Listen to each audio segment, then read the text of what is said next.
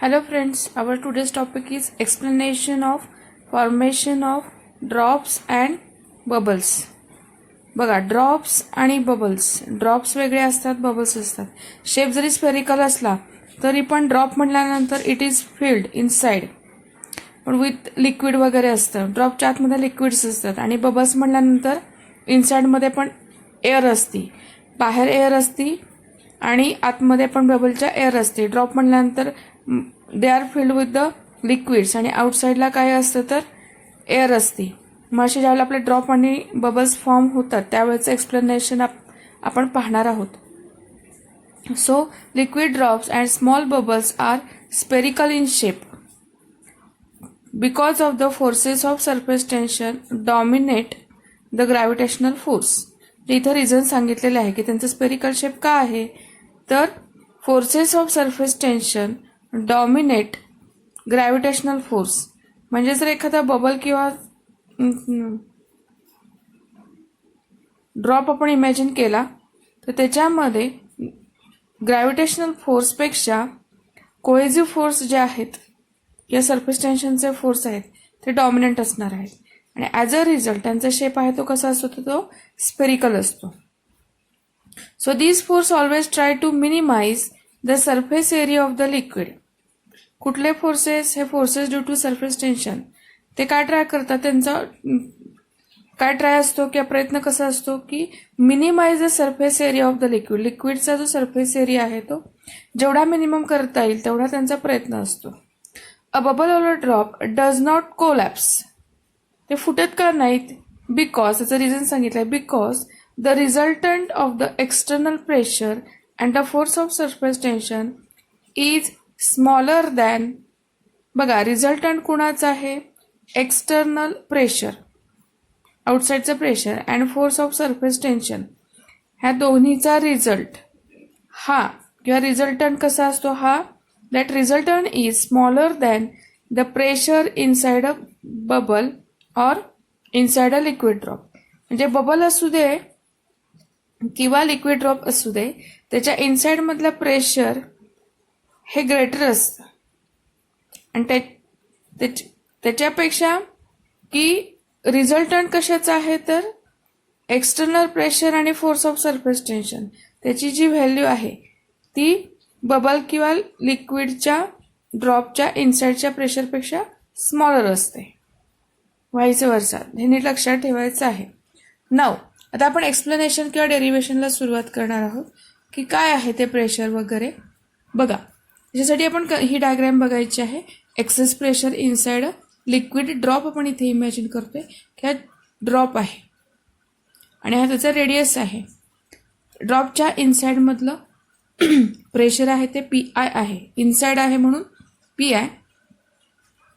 त्याचं radius small R आणि outside of course जे ॲटमॉस्फेरिक प्रेशर असेल तर ते पीओ किंवा P0. ठीक आहे. So consider a spherical drop as shown in the figure this 2.22. Let Pi be the pressure inside the drop and P0 be the pressure outside it. Outside pressure आहे. The drop is spherical in shape. The pressure Pi inside the drop is greater than P0. बघा inside the pressure is greater than outside pressure. Therefore, excess pressure, this excess pressure inside the drop is given by Pi minus P0 आणि आपण ह्याचं derivation पाहणार आहोत.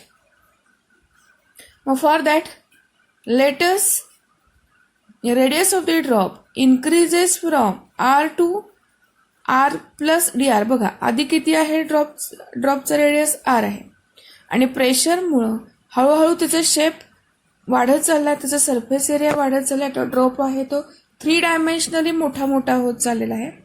Just like a balloon. Balloon कसा फुगत जाईल, आपण बलूनमध्ये जर एअर आपण ब्लो केली तर हळूहळू तो बलून आहे तो फुगत फुगत जाईल, मोठा मोठा होत जाईल. त्यावेळेला त्याचा रेडियस कसा होणार आहे?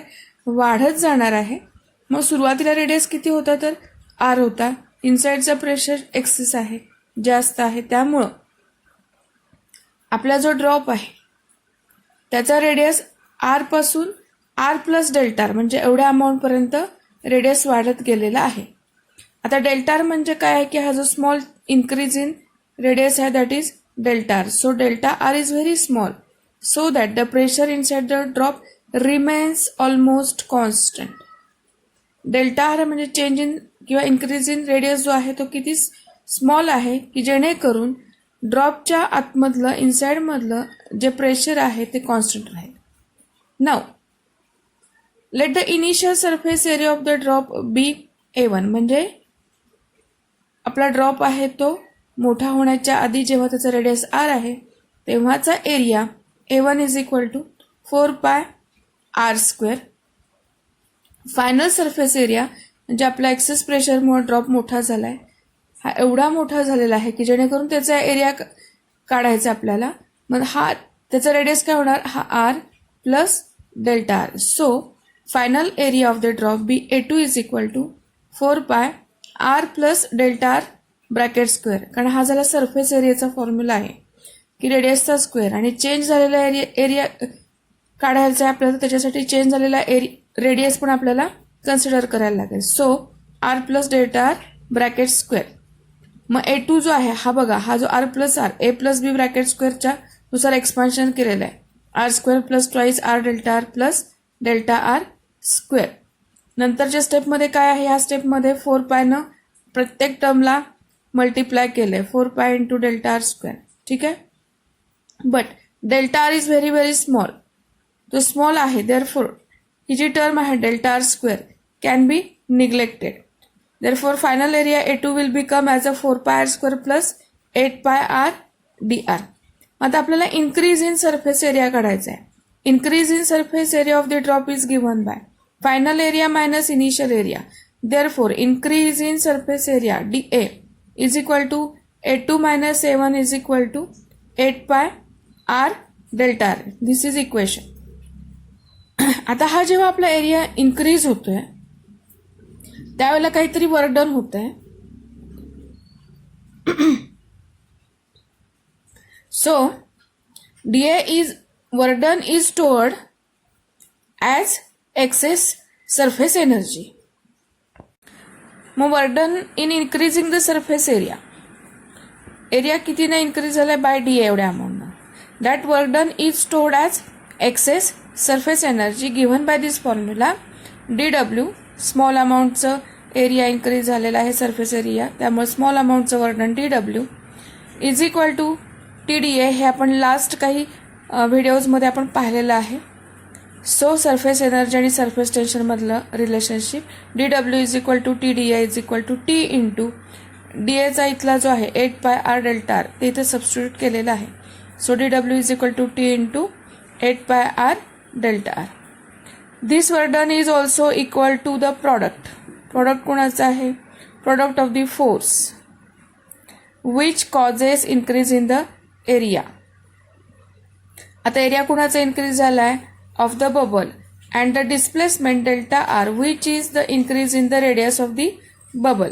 देअरफॉर dW म्हणजे वर्डनचा दुसरा फॉर्म्युला काय आहे, dW is equal to force, product आहे बघा, force into increase in area म्हणजेच इथे रेडियस डेल्टा आर चेंज झालेला आहे म्हणजे force into displacement. Therefore dW is equal to F into delta. The excess force is given by excess pressure into surface area. Therefore F is equal to excess प्रेशरचा formula PI minus P0 into surface area 4 pi R². आता F equating equation 2.20 म्हणजे बघा इथे. So हे equation आपल्याला आणि दुसरं कुठलं इक्वेट करायचं हे बघा dWच. इक्वेट केल्यानंतर आपल्याला काय मिळणार आहे, F इज इक्वल टू काय मिळणार, T इंटू 8 पाय